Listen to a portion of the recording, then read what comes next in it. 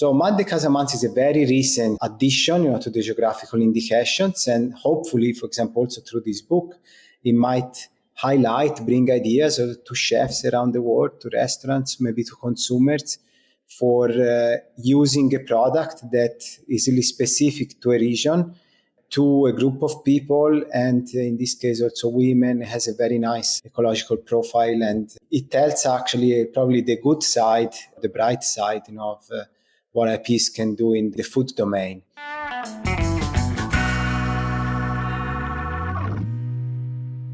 We all need to eat.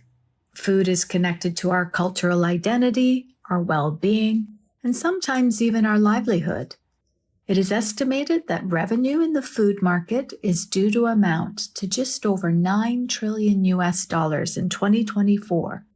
And this market is expected to grow annually by 6.5% over the next 5 years. Have you ever made the connection between food and intellectual property? Well, this book will give you food for thought, and yes, the pun is very much intended.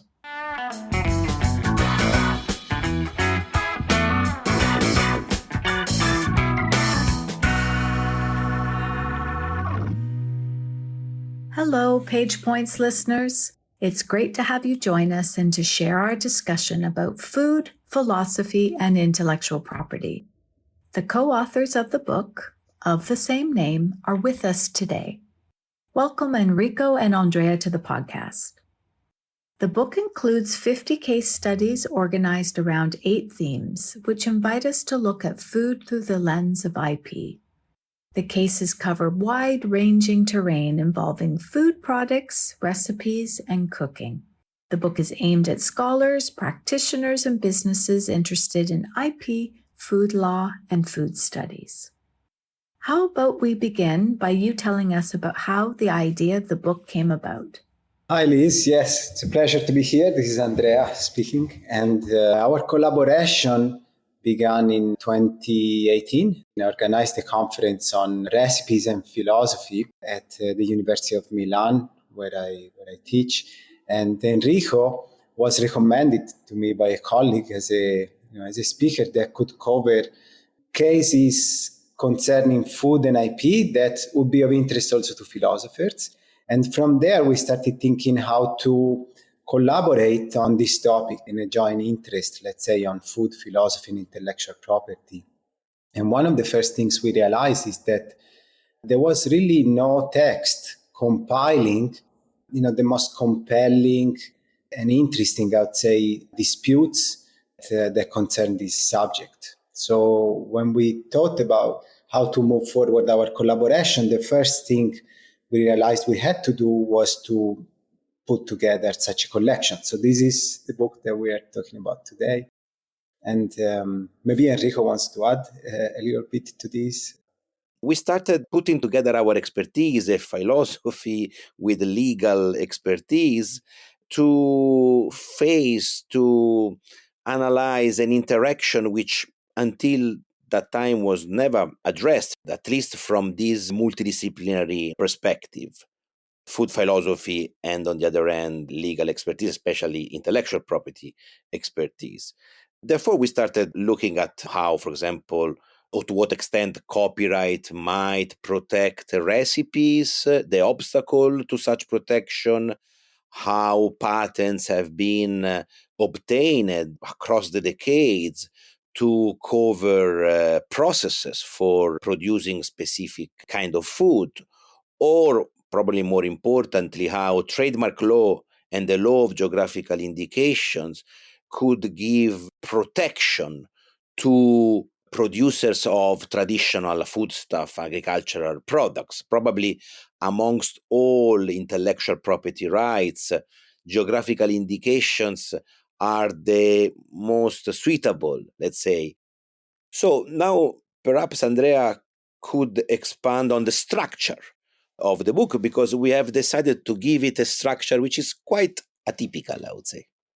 One of the things you were saying is also this relationship between, let's say, the more technical aspects of the reasons underlying, say, a specific dispute, which concern precisely the specific type of legal protection the one is searching or the one is disputing. We gave a structure based on 8 thematic issues that are not precisely tied to the technical legal case of dispute, but they're actually looking at how the dispute is entangled with other aspects that impact society. So this could be the type of product that consumers find at a supermarket, but also cases where a certain legal protection that is sought could empower maybe producers, or instead cases that originate and relate really to histories of boundaries and often geographical proximity or migration of people, migration of techniques. The book is arranged around precisely 8 topics which sit at the intersection of the disputes. The other thing that is quite important for us is that not all of those disputes actually had to happen in court. They are part of what can be considered as a part of food diplomacy. The first part of the book is the one that deals with entitled images. It deals in general with the topic of the image that can accompany a product in different ways, on the label or actually the shape itself of the product. And Enrico, if I'm not wrong, you chose one case right here that we wanted to highlight for this occasion. And it's a very classic case. Yes, it is the queso manchego case.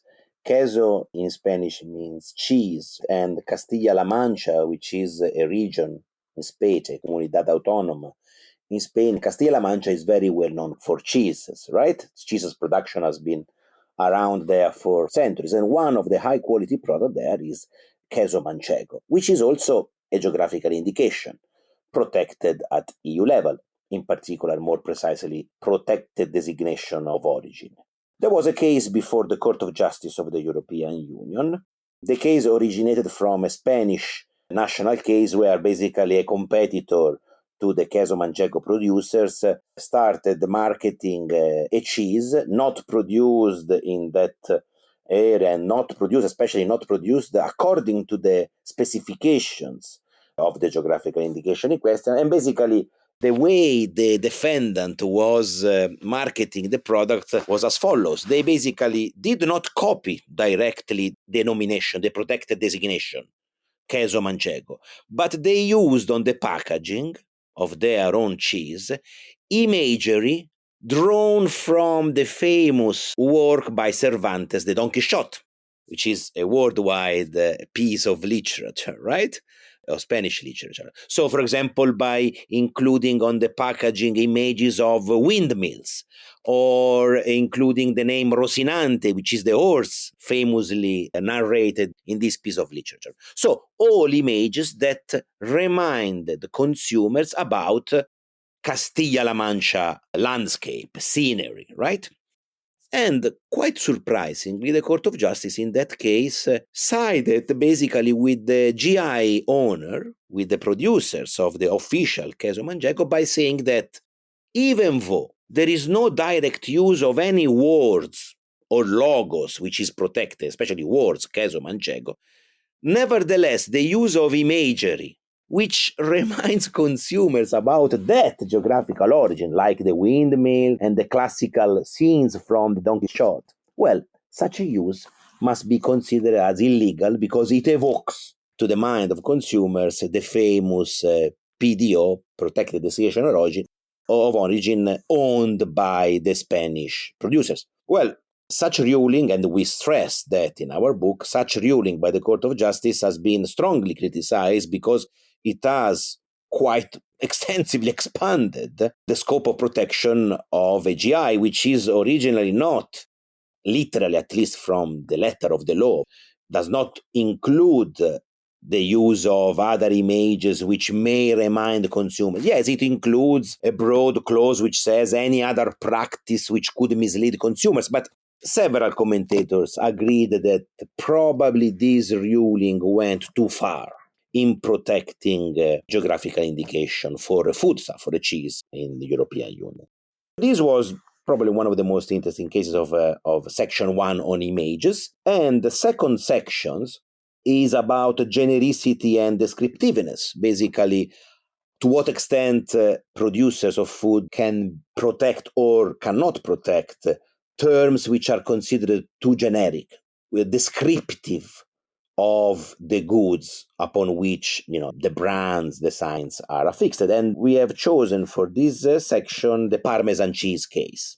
Yeah. And the Parmesan cheese case is, there will be a lot, and there could have been even more to talk about than what we could include in the volume, of course. We covered the specific dispute that emerged within the EU at the beginning of the 2000s. I think it started in 2003 in Germany, precisely with the denomination of this cheese as being only the cheese that is produced within the Parmigiano consortium within Italy. And it was a famous case because it ended up in a win for the Parmigiano consortium, right, protecting that consortium towards the use of the term.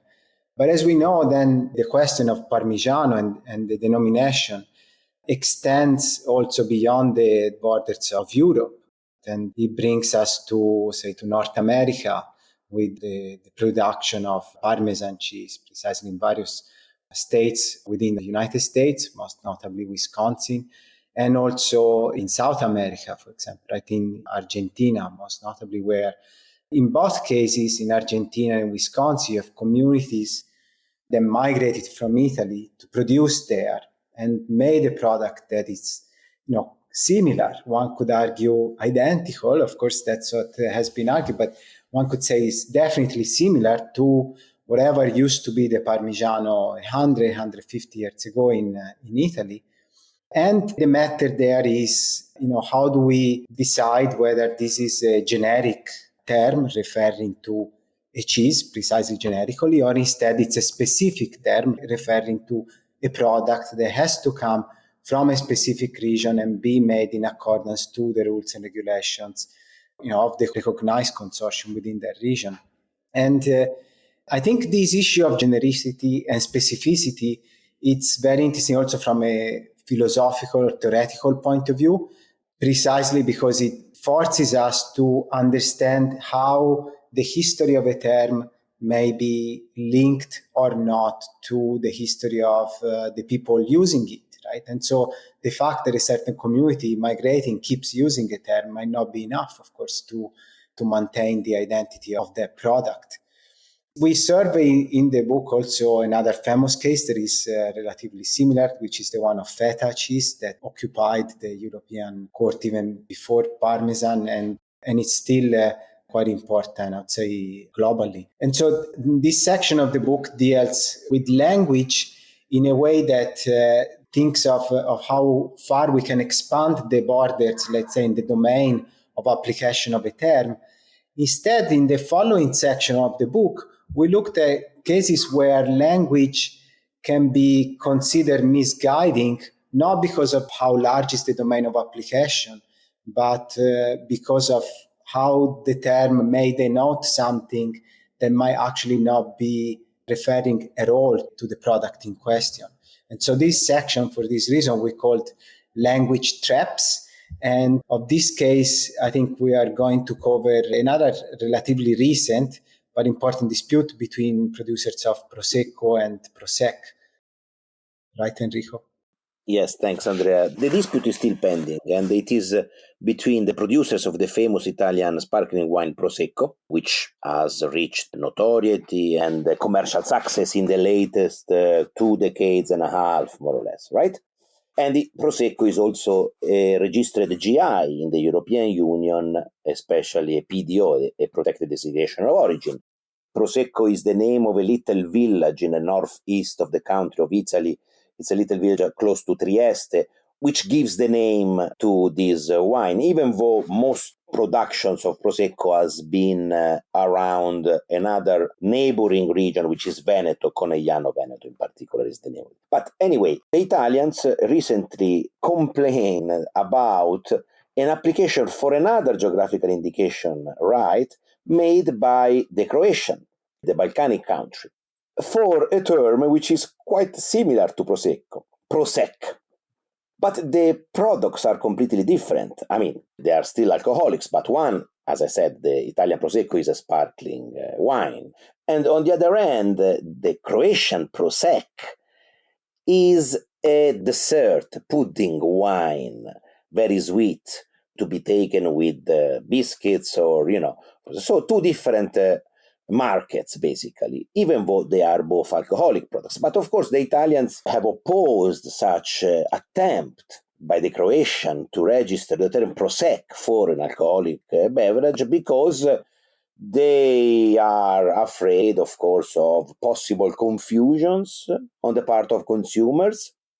And more importantly, because they want to avoid a precedent where terms, words similar to famous Italian geographical names for food or alcohol products, this Italian sounding might be replicated by neighboring countries and so on and so forth. I would say that as far as the confusion, we have some doubts because, as I said, the products are totally different. They serve different markets, basically. They are addressing different markets. There might be some good arguments for the Italians as far as the evocation element is concerned, because GI laws in Europe also allow GI owners to prevent others from merely exploiting the evocative power of the GI without actually confusing consumers. So, to the best of our knowledge, the case is still pending, and we'll see how this will proceed if the European Commission, which is in charge of the application by the Croatians, will go further. We don't know if they will uphold the arguments made by the Italians, or they will allow the Croatians to register their own Prosecco. Yeah, so thinking also about the overall structure of the book, really in section 1, we looked at perceptual aspects, right? The images that might accompany a product or the shape of a product. And then in section 2 and 3, we looked at linguistic aspects. In section 4, instead, the focus is on something quite different because it's procedure, something that consumers might not even perceive directly. And for example, we cover one procedure for aging rum much more quickly than usual, right? So the chemical aging of rum.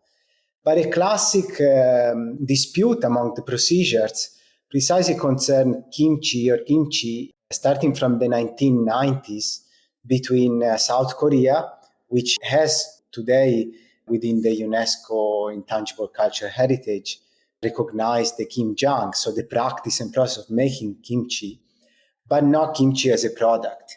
And so the matter and the heart of the dispute here was regarding really a definition of the procedure for making kimchi. And at stake was the fact that a lot of the kimchi that was made for, let's say, foreign markets, foreign to both South Korea and Japan, in particular the United States market, was made in Japan according to ingredients and processes of fermentation that were not recognized as appropriate, traditional, let's say, among quotes, by the South Korean government. So this is precisely a case that was not settled in court and actually entailed, let's say, international dialogue that in its early stages, it took shape within the drafting of the Codex Alimentarius, right? Because in the Codex, there is actually a specification, definition of kimchi, and that definition specification was drafted, let's say, jointly or in agreement between the two countries. And that specification, in a way, satisfied both ends in the sense that it arrived at least at a standardized or agreed upon international definition of the product, which otherwise was missing. On the other hand, of course, it fulfilled also the goals of the Japanese producers that could continue produce kimchi in according to even to the fermentation techniques that they had used up until that time. So this is an example, and we cover kimchi also in another part of the book for a different kind of dispute, but it's an example of precisely an issue that maybe consumers might not directly perceive, but is actually quite important, and it cannot be solved only within one court. It cannot be settled within one court, but it requires international agreement and cooperation. In the following section, we looked instead at cases of disputes that concern producers, but typically on much smaller scales.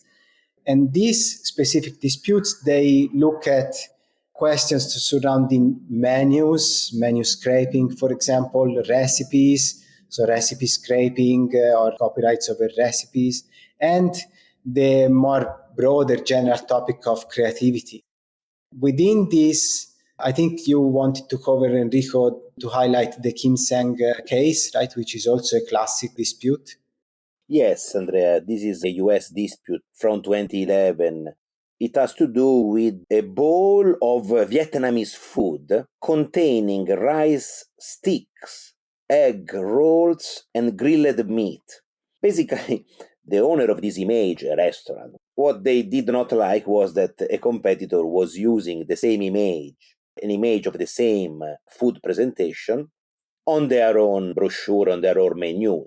So they basically sued them on grounds of alleged copyright infringement, right? Infringement of copyright over over such image, right, of the bowl of food containing such element. The company, the plaintiff, was Kim Seng Company, and they were trying to push the argument that this food presentation should be considered copyrighted. Unfortunately for them, the court did not agree on such argument, especially focusing on two requirements for copyright protection. Copyright experts know that a work is protectable by copyright if it is original enough, and in certain jurisdictions, such as the US, if it is fixed in a tangible medium. So basically here the court said there is nothing original in such bowl of food. Also because this plating arrangement was comprised unprotectable common elements which cannot be separated from their utilitarian function, which is to be eaten. They are not original enough, cannot be considered like a sculpture, let's say, or like another kind of artwork. Also, as far as the fixation requirement is concerned, the court here was quite clear, saying, look, this is food, which is a perishable food, in the sense that it will be consumed. And therefore, if you consume the work, it's not fixed inherently, right? It doesn't satisfy the fixation requirement. Okay, that was a case from 2011, but a commentator may say here, look, there are competition between chefs on how to embellish more their own plating arrangements, right? And we know that chefs very often come up with food presentations that are highly artistic, right? So we wonder whether in another case the decision regarding the copyrightability of a food presentation might be different, especially in this era that we are currently living, which is an era of Instagram foodies or social media food enthusiasts who compete also by posting on their social media platforms photos of highly artistic plating arrangements.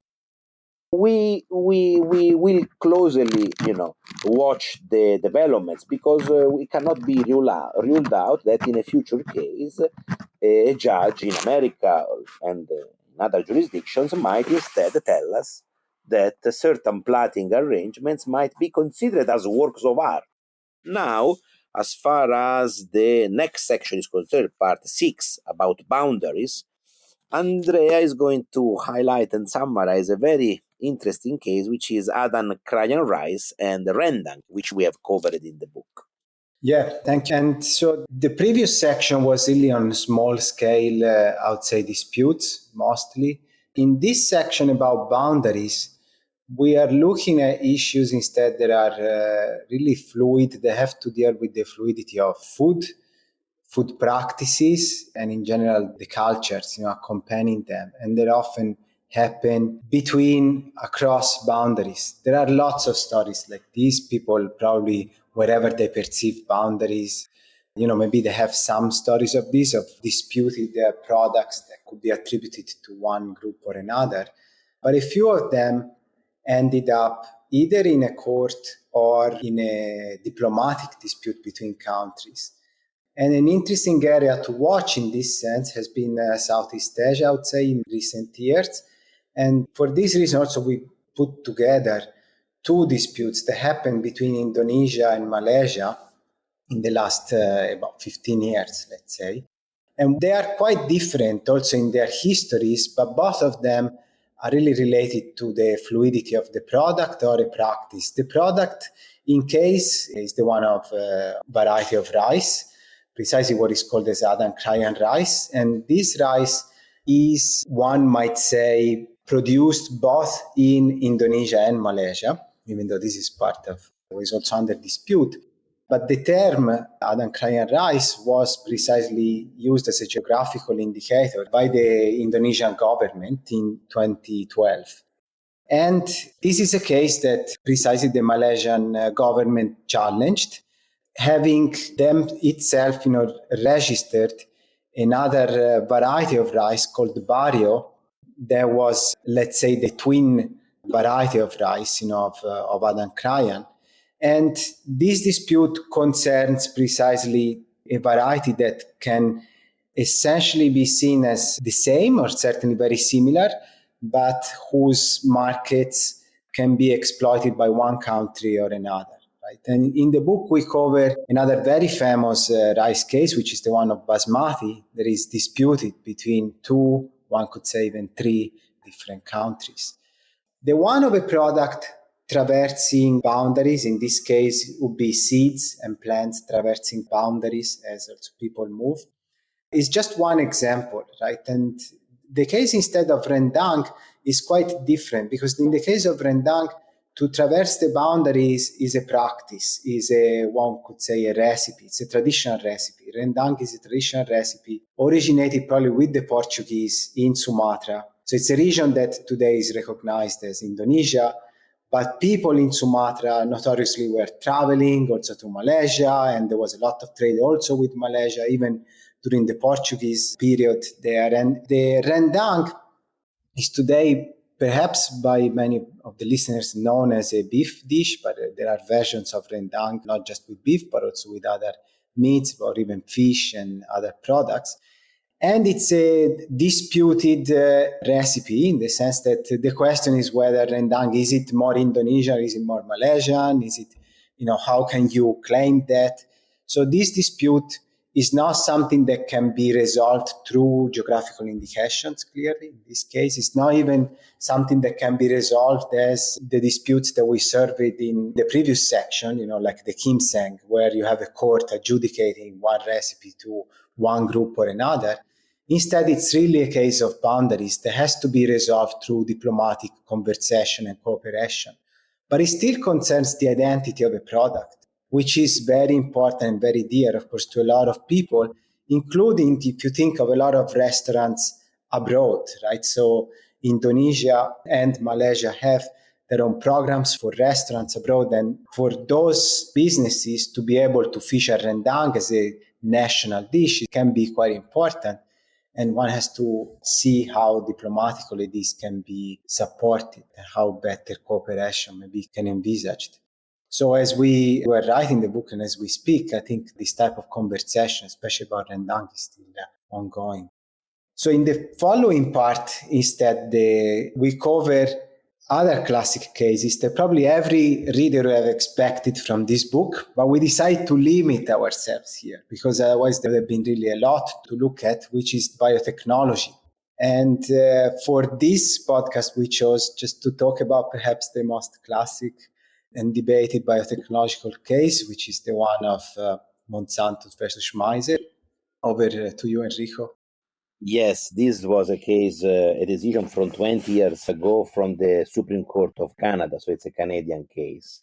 It has attracted media attention, as Andrea said, it's a well-known case.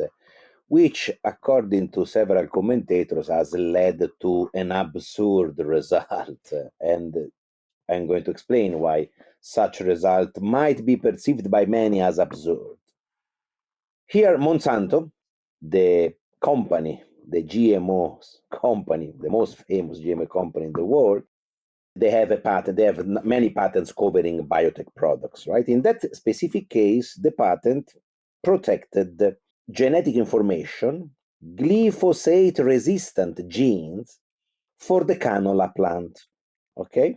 Which, I mean, it's a gene which makes canola resistant to weed control products Roundup, which is sold by the same company.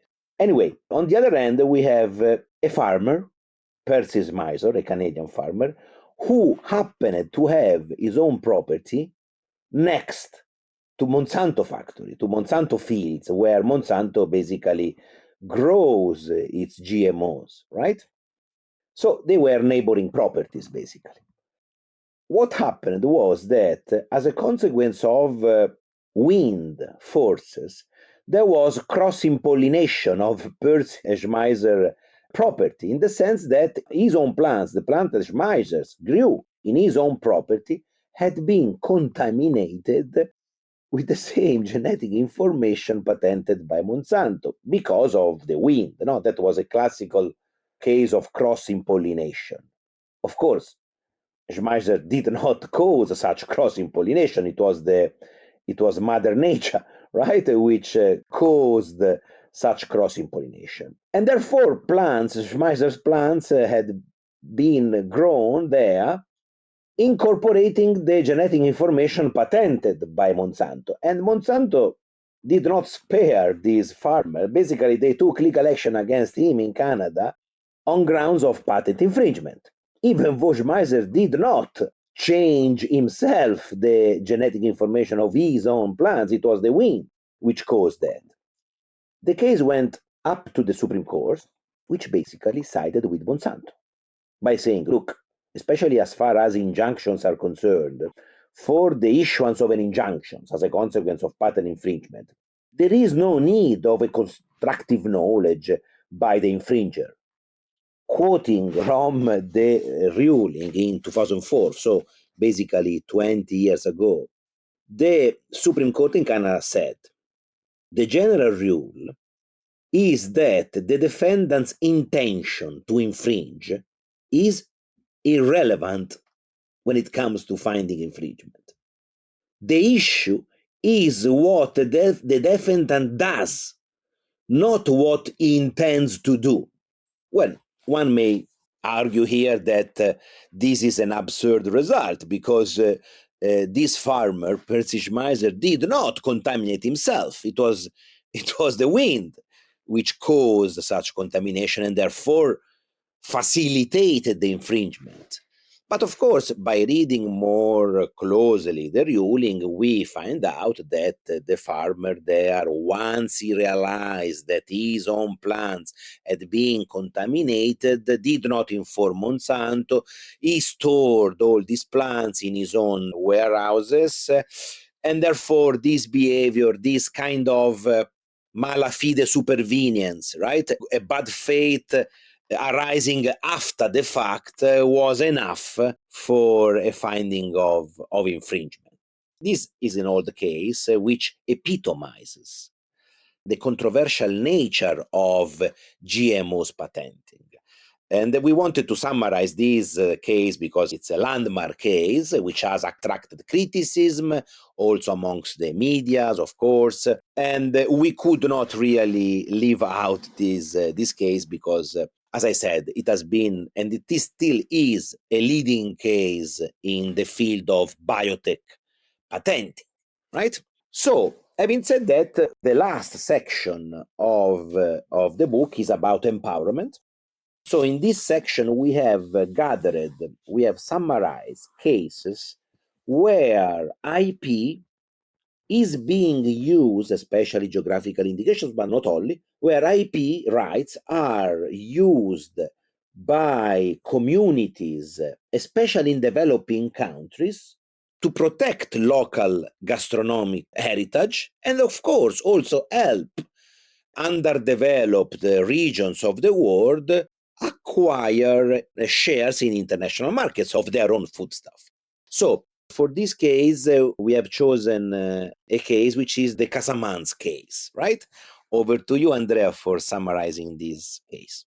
Yeah. And this is a product typical of West Africa and especially of Senegal, and the Senegalese government was directly involved.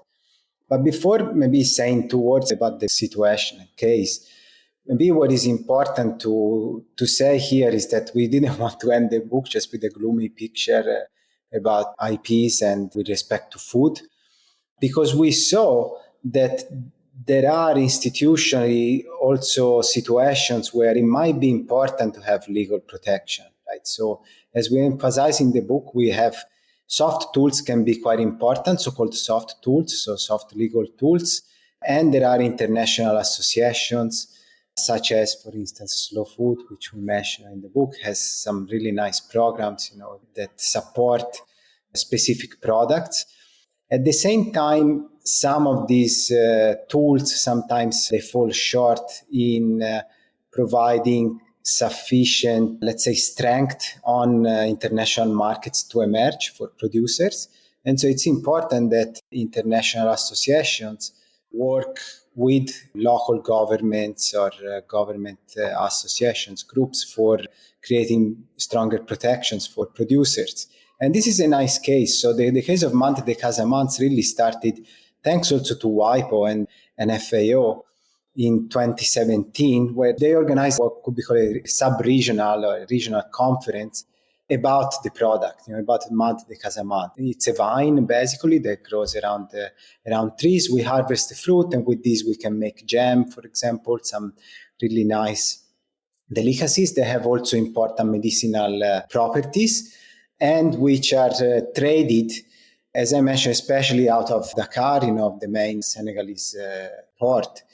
And in fact, the Senegalese government was, after the initial steps facilitated by the FAO and WIPO, involved in creating a geographical indication for the product. And Monte de Casamance is an interesting story also of how geographical indication can entangle with, in this case, women producers, because a lot of the product is actually harvested by women and maintained and harvested by women. And also in an ecological perspective, because we are talking about a product that is harvested, in the forest typically. So we're not talking about an intensive agriculture, say, product or something that has a perspective on ecology that might not run counter to the communities.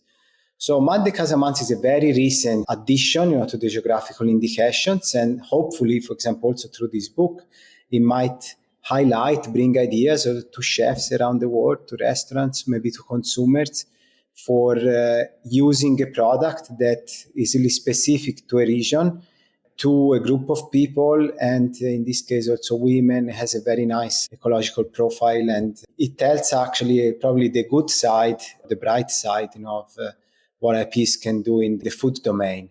In the book, we also look at some other products from Mozambique, from South Africa, from South America, Colombia, from Jamaica, and there will be even more, even from Southeast Asia. As we were routing, there were other products coming up. So I think this is certainly a topic, the one of empowerment, that it might be worth investigating even in the future, I think, in our research.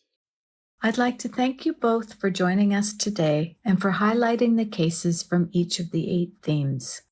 And our listeners, I'm sure, if they're not hungry, minimally, they will be hungry to take a look at this most practically oriented scholarly work.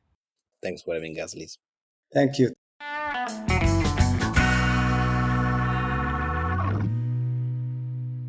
I would like to take this opportunity to remind listeners that the book is available at the WIPO Knowledge Center. I have a feeling that we might have Andrea and Enrico back on the podcast for a second edition, as ending with the final theme of empowerment, and not to mention the potential influence of technology, food will probably continue to play an important role related to intellectual property. Until next time and the next page points, bye for now.